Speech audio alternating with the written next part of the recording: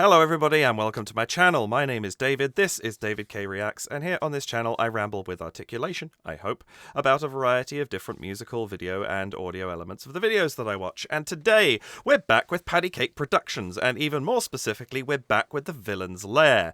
I didn't realise until I looked at my list of videos I haven't touched this since August, because I covered The Haunted Mansion and the evolution of the Wicked Witch of the West, and I haven't actually been back to The Villain's Lair, so I'm excited to get back and see how that plot is progressing.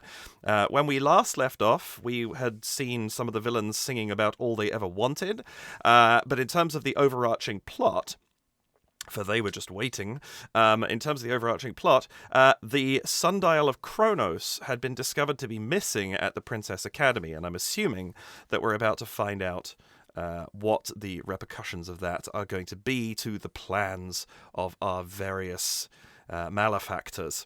And I'm excited to see what goes on here, because as you all know, I'm a big fan of Tony and Layne's work, and The Villain's Lair is fantastic, and I'm really excited to see what is coming. I should apologise. The last video I was just starting to get a head cold. Now I've really got it, so I apologise if I come across as at all sniffly during this.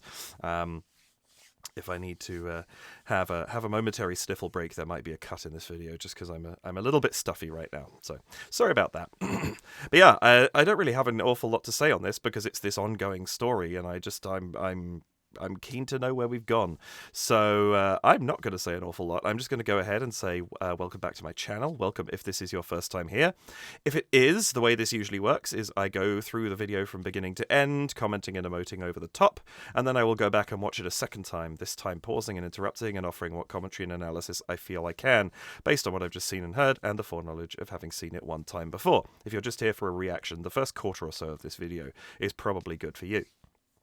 Please do hit the like button and the subscribe button and the notification bell, and if you would care to do so, you can choose to support the channel by heading over to buymeacoffee.com/DavidKReacts, to patreon.com/DavidKReacts, or by leaving a super thanks here on YouTube, and any of those would be very gratefully received if you would choose to do them. Excuse me. I think that's all I have to say, to be honest, because I don't know what I'm getting into with this, and I know where I came from. So without any further delay, let's just jump straight in to PattyCake Productions' Villain's Lair, episode number 8, which is called An Uninvited Guest. Hey everyone, it's finally here, the season finale of The Villain's Lair. And in this episode, we have a song, and we'll get some answers to some of the questions you may have had going all the way back to episode 1. Nice. We wanted to give an extra special thank you to Raycon for sponsoring this video. But more about that after the video. So grab your popcorn Or your apple. and here we go.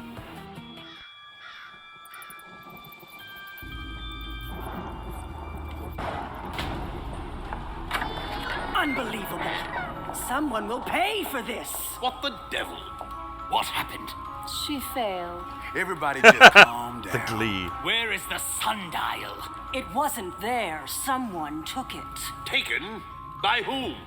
Triton. The Sea King? Yes. He apparently sent someone to the Academy to retrieve it for himself.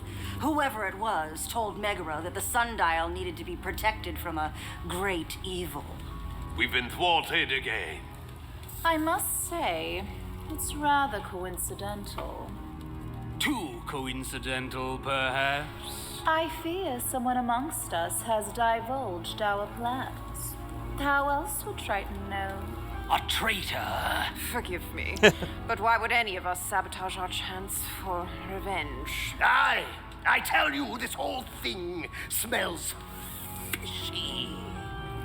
Fishy. You can't mean. Ursula. That is not possible. Indeed. She was banished by the very people in this room. I remember well, sticking her tentacles where they didn't belong. A collective effort on all our parts. Only with all our powers combined could she finally be imprisoned. And the only way she could be released. Blasted sea witch must have slithered her way out. It's impossible. The curse we placed on her was absolute. All our powers combined.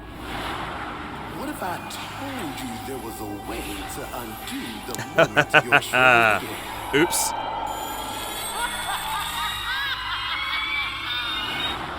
Dr. Facilier, indulge me. An eye for an eye, a wrong for a wrong. A time reversal spell. I like the use of the lyrics. Was it not? You blast and barnacles! I'll have your head. The dialogue is so well written. Head. How dare you! Off with your head!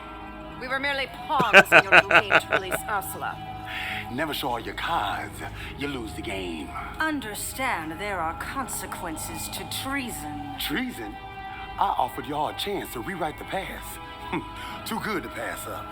I commend you on your art of deception, Doctor. But I assure you the penalty will be severe.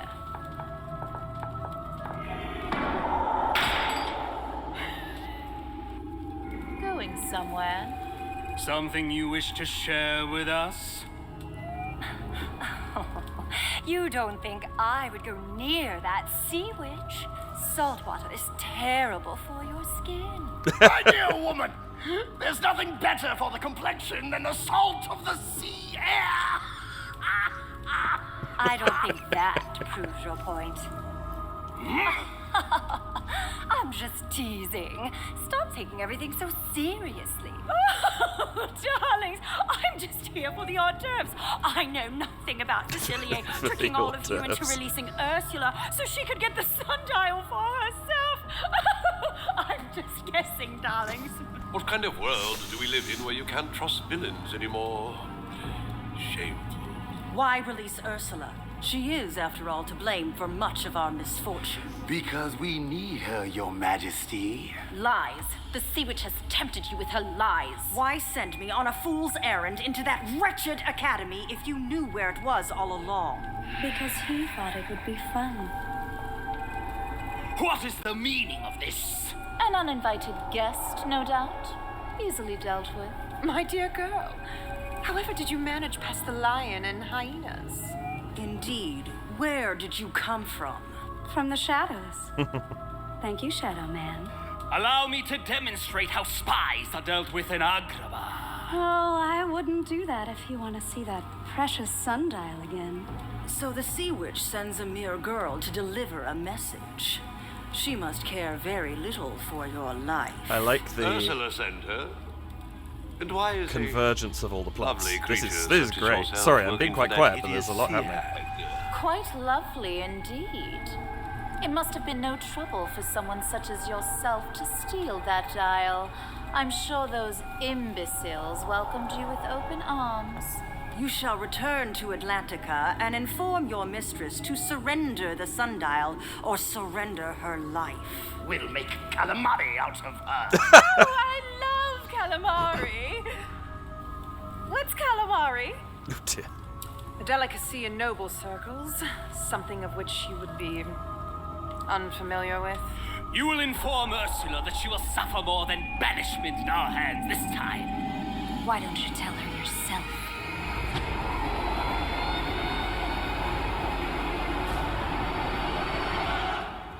Miss me? Swoggle me eyes.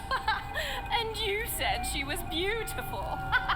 Oh, I must say, I much Shots preferred fired. your earlier permutation. Where is the sundial, sea witch? Safe and sound 20,000 leagues below. And that's where we'll stay until we make a little deal. A deal? Of course. You can't get something for nothing. Such confidence, although foolishly placed. Enough of this! Kill her and lose your precious sundial. Besides, you rapscallions need me. Need you? Ha! I wasn't aware of your fondness for jokes. She's telling the truth. I had to have y'all free her for more than just a little reunion. I knew y'all wouldn't do it willingly, so I had to get a little creative. You dare to... Where are we going with Now, this? This is gonna take all of us to make it happen. Each one of you possess something that we're gonna need. But there's a little more to the story of the sundial that I forgot to mention. Oh? Only a direct descendant of a god can awaken its power. That would make her The daughter of Poseidon himself. So I suggest you swim in line with me or your little plan will fail. Okay. No revenge, no happy ending. Zip. It's time Ursula took matters into her own tentacles. Destroy me? No, you should fear me. Your fate rests with me. Oh, I love the vocal now. distortion that's creeping in. I've waited for years to have this moment. I've thought of the ways I'd make you pay. The tables are turned, the lesson is learned. Now I hold the key, 'cause only a fool underestimates me. And Oh, the callback, yes. This is great. wrong for a wrong. Never forgive and never forget. This is your last regret. What goes around comes around. Yes.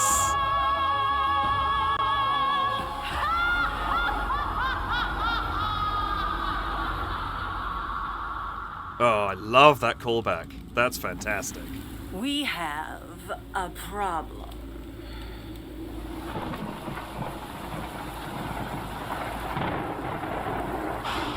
Hi again. We hope you all enjoyed season 1 of The Villain's Lair. Now you can watch Good it top cliffhanger. to bottom whenever you want. Also, the official Villain's Lair Season 1 album is available now. It has exclusive content, including the reprise What Goes Around Comes Around, and also the original demo tracks that Tony and I sang when we wrote them. Don't judge Oh, me. fun. Speaking of music, let's take a second to talk about our sponsor, Raycon. Okay, I'm going to jump past the sponsorship. That is awesome. Is there anything else after this?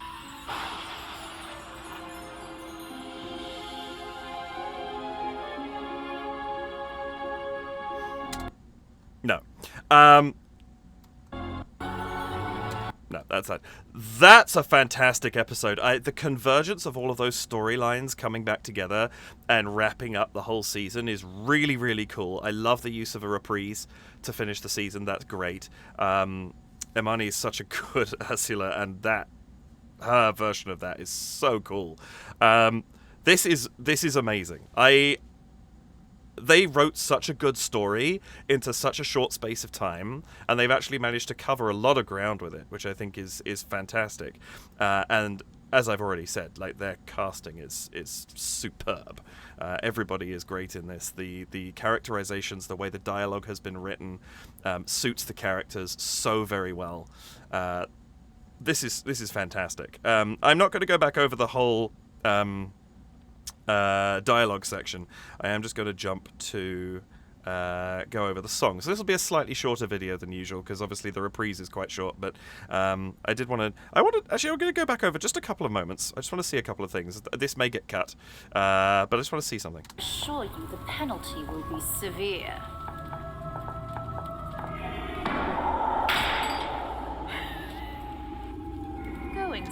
The use of both sound and music in this is so good. Like that eerie sort of the high vocal with the sort of I don't know if it's a glockenspiel or a celeste. Sounds like probably a glockenspiel, but this very, very high tone, and this just in the background gently creating the music, and then the way they change it. I assure you the penalty will be severe.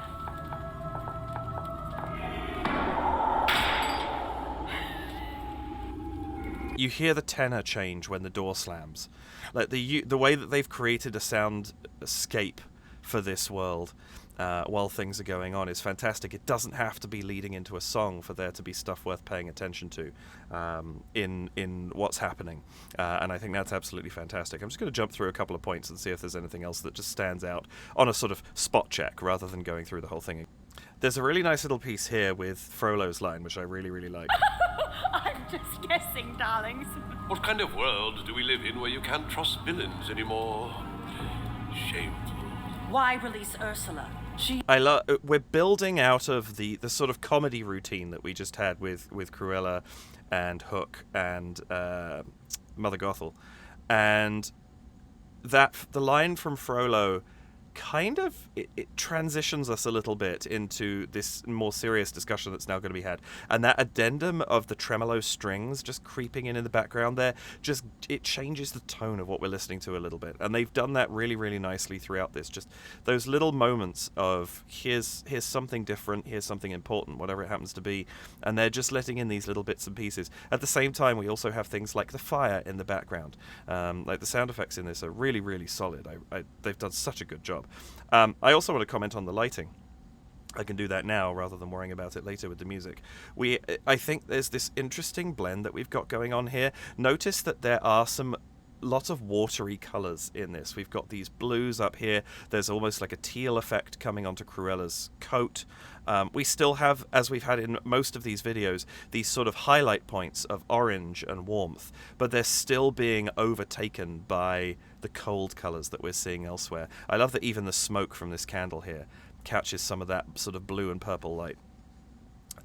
Very, very effective. And of course, the fact that that's the lighting scheme they've chosen, there is that sort of slight foreshadowing that, you know, watery colours, it's a watery character who is going to be the uninvited guest. Of course, we had the hint when Vanessa showed up in the video that was there before, but I love that we're now getting the logic of Facilia having got them all to give some of their power to unlock the prison that they had set up for her. That's a really, really nice sort of bow tied around that particular spell that was used in that episode. And I love that it's done so innocently in the episode, and now you see the truth behind the plans within plans that are going on here. That's great. She is, after all, to blame for much of our misfortune. Because we need her, Your Majesty. That wretched academy, if you knew where it was all along. Because he thought it would be... That wretched... The sea witch has tempted you. Because we need... I'm actually going to carry straight on with this next section because there's some lovely changes in the music here. Need her, Your Majesty. Lies. We've just had that tremolo string that came out of Frollo's line. The sea witch has... There's that percussion hit there and the cymbal. Because we need her, Your Majesty. Lies. The sea witch... Immediately after the word lies, there's the condemnation that comes down from Maleficent, and immediately the music changes. Has tempted you with her lies. Why send me on a fool's errand into that wretched academy if you knew where it was all along? And this wail, it's like a siren call coming out. Very, very appropriate for Ursula's entry. This is so good. Because he thought it would be fun. What is the meaning of this? An uninvited guest, no doubt. Easily dealt. And there's a little bit more sound there. It gets a little louder, but it never really takes over. It's just giving us this little... There's this discomfort in the discordance that's being played around while we're seeing Vanessa come into the scene, which just makes so much sense for this interloper. Because whilst, you know, these are all the villains, they're still the protagonists of this show, and somebody has betrayed them or screwed them over. And so it makes a lot of sense that we now have her being cast in the antagonistic light in this moment. And then that little sequence of sounds that we've been hearing loops through in the background. I'm sure I don't think there is any doubt that there was very selected times when things happened to match up with some of that, because it's just too appropriate. So there's definitely some decision making that's been done there. But now we get this new entry when we're going to lean towards the change in the character from Vanessa to Ursula. And there's a lovely change here. Unfamiliar with? You will inform Ursula that she will suffer more than banishment in our hands this time. Why don't you tell her yourself? You get that lovely roar, like the sort of wind sound. Our hands this time. Growing and growing, and then all of a sudden these really, really sort of harmonic, discordant strings. Why don't you tell her yourself? Very classic horror. And again, these great special effects. I love the different reactions. This is one of the things they're so good at, is seeing what's what. What do we have here? We have purple smoke and fire. So of course Frollo's going to be terrified. Hellfire, right? Others, you know, there's the sort of sneer that you get from the Queen of Hearts there. Obviously, Maleficent's is much more of an, oh, it's a very controlled, you know, they all have reactions that are relevant to their character, and I think it's so smart. But I love that we focus on Frollo because his natural fear would be triggered by that. Himself. So I suggest you swim in line with me or your little plan will fail. No revenge, no happy. Our own tentacles. It's failed. And then we get to the song, and there's this gradual transition, fairly rapid, but it's not a snap change into the strings leading into the song. No revenge, no happy ending. Zip. It's time Ursula took matters into her own tentacles. And just that gradual lead up, there's the sort of bass drum hit and the bell in the background, and out of that come the strings that are going to take us into the reprise, which is, it's a lovely little build there that just pays off quite quickly, but it's not, as I say, not a snap change. We lead up to it. It comes smoothly out of what we've been listening to this whole time. Destroy me? No, you should fear me. Your fate. And that vocal distortion effect that's being kind of replicated behind Amani's voice is so good, because it's A, giving a sense of her power. There is a reason it took so many of them to lock her away. And it's B, it's drawing attention to her. It's giving us this lovely additional effect. And it's kind of heightening her place in the scope of the scene, which I think is a really simple and really smart move. Destroy me? No, you should fear me. Your fate rests with me now. I've waited for years to have this moment. And then we get this love. She has her verse of the song, where the chorus is going to be the same chorus in a moment, but she has her branded verse, and it's a lovely introduction to bringing this back. I've waited for years to have this moment. It's much barer than it was before, and this boom, this pounding drum that's hitting the beginning of every bar. There's a lot of tension to this. They're building this up to be, yeah, sure, it's a reprise, but it's not like it's taking the same tone as the original song. Years to have this moment. I've thought of the ways I'd make you pay. The tables are turned, the lesson is learned. Now I hold the key. 'Cause only a fool underestimates me. And so good. And again, these building through here. Lesson is learned. Now I thought of the ways I'd make you pay. We're getting mostly percussion and strings at this point. The tables are turned, the lesson is now we add in this low, probably a double bass, I think. It's a little tricky to hear. But I think it's a double bass coming in the bottom there. Now I hold the key, 'cause only a fool underestimates me. And it just crawls up there, and it's just this slow rise to that fifth that's then going to resolve into the first chord of the chorus, which is it's very menacing, just crawling up those notes underneath. 'Cause only a fool underestimates. Strings are going up as well. They're reaching higher notes, sounding a little bit more tense. And then just that, the strings slide up there one more time before we hit the chorus. So effective. Underestimates me. And I, for an eye. And then having this backing vocal here that's just kind of making this such a dramatic chorus. Really, really effective, kind of makes it a little bit more... It's very bare, the arrangement that we're getting here. It doesn't have the full sound that we had when the song was in its initial rendition. And so it's giving us this sort of... It allows us to focus in on the elements that are going on very, very tightly. And they're all unsettling in some way, shape, or form. The very rushed strings in minor chords, this wailing backing vocal that's going on behind, it's all designed to make her seem that much more threatening.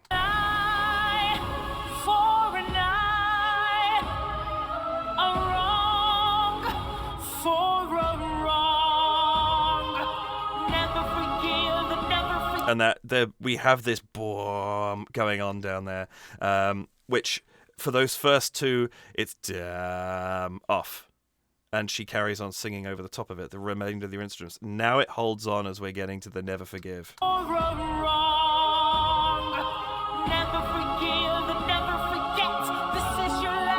Oh, sorry, it's not that. No, we get this the little electronic arpeggios that go on in the middle of the mix. She's sort of singing there. There's the percussion is lower down than that. The vocal is higher up than that. And in the middle, we get this kind of muse-ish electronic sound. Never forgive, never forget. This is your last regret. What goes around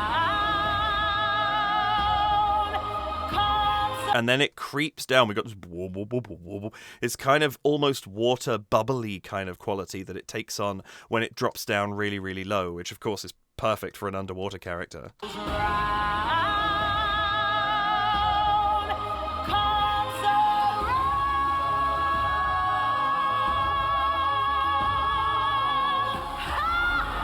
Fabulous note from her. That's so clean. And we get that da, da, da, da, da, da. This very minor descent going on in the chorus above her as well.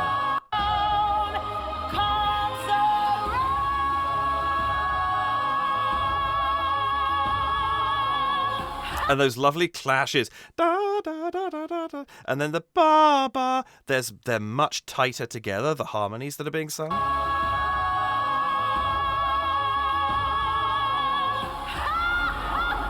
Really nice. It makes those last couple of notes. Excuse me, 1 second. I beg your pardon. It makes those last couple of notes sort of feel particularly unsettling right before she has the evil laugh and disappearance. I love the peek out from behind Gaston. We have a problem. And then just the wind sound to carry us out that then continues over the exit logo. That's a really, really well-crafted finale. I love that. She disappears in this big grand gesture. We don't know what's going to happen. We have a problem. Boom. Out. Great. That's really, really good. This is a great way to end this first season of the series. I'm now looking forward to digging into season 2. Although I'm going to go back at some point and watch these back to back as well and kind of get the full effect of it now, especially since it's been so long since episode 7. But yeah, really, really nice finish. I like that a lot. So this ended up being a slightly shorter episode. I never know going into these videos because I deliberately do not look at any information. I don't know whether I'm going to get a song or a scene, and in this case, yes, we got both, but the song ended up being quite short. But yeah, really, really great way to end the series, and I think this is such a beautiful piece of craftsmanship. Like, everything surrounding the way that they've done this is so intricately and carefully considered, and I think it's great. The music, of course, is fantastic. Tony and Layne. I was going to say Tone and Layne. Tony and Layne did a great job with all of that. The performer, every single one of these performers is absolutely fantastic, and I just think that they've nailed their characters so well, and that's really what sells it. Between the dialogue and the performances of said dialogue, this is perfectly credibly canon characters having these interactions. And I think it's perfectly conceivable that they would have these moments of being friendly with each other and then distrusting each other, and then, is there a traitor in our midst? And I love the line, of course, from Frollo, what's the world come to when you can't trust villains anymore? Just absolutely fantastic. That was great. I really enjoyed that. I think that's a great cap to the Villains Lair season 1. And I hope that you enjoyed this video as well. These have been a lot of fun to go through, and I'm glad I don't have to wait for season 2. I mean, it'll probably be a little bit before I get back to that first episode, but I can roll into it as soon as I'm ready. I'm not waiting for it to be produced. But yeah, thank you so much for joining me, especially if you're still here at the end. I really appreciate the time that you spend with me, and I hope I was able to bring something to you in this, although it was a shorter video and there was a little bit less to talk about, really, especially because I covered a lot of the things like lighting and stuff like that previously. For the set in general, I mean. I know there was a couple of specific things I brought up here, but hopefully I was able to bring you something. If you've seen this multiple times, just to highlight a little something you hadn't caught before. If you haven't seen these guys before, check out PattyCake Productions. You started on the wrong video. Go back and check out episode 1 of this series. Hopefully nobody did that. But link in the description to the original. Please do go and support PattyCake. They are absolutely fantastic.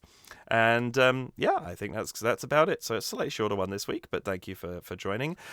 Please do hit the like and subscribe buttons and the notification bell. And if you would care to support the channel, you can head to buymeacoffee.com/DavidKReacts and leave a one-off donation of any amount, or contribute to my wishlist item. You can head to patreon.com/DavidKReacts and sign up for $2 or $4 Canadian or your local equivalent, and that's for ongoing support of the channel. For now, there'll be more coming, as well as access to my Discord channel. Or you could leave a super thanks here on YouTube, and if you'd care to do so, any of those would be very gratefully appreciated.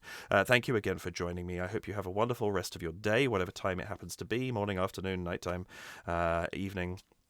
Let's go for, what should we say today? 10:17 a.m. Let's see if somebody's watching then. But yes, look after yourselves, and I will see you in next week's video. Take care. Bye for now.